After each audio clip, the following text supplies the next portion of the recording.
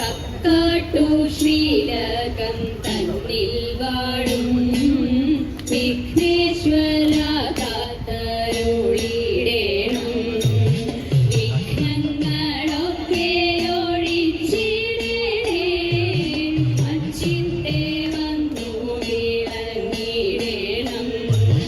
മലരും കവിലും കദളിപ്പഴം കൊട്ടത്തേങ്ങയും ശർക്കരയും ഒറ്റപ്പം പിന്നെയങ്ങുണ്ണിയപ്പം എല്ലാം പൂജിക്കന്റെ പൊന്നുണ്ണിയേ. ഭക്തർ തൻ വിഘ്നമൊഴിച്ചിടുന്ന പാർവതി നന്ദന വാഴ വാഴ. സേവിപ്പോർക്കാനന്ദം നൽകിടുന്ന പരമേശ്വര പുത്ര വാഴ വാഴ. പരമേശ്വര പുത്ര വാഴ വാഴ. ബ്രഹ്മപത്നി ദേവി ശ്വേതഭരതനുടെ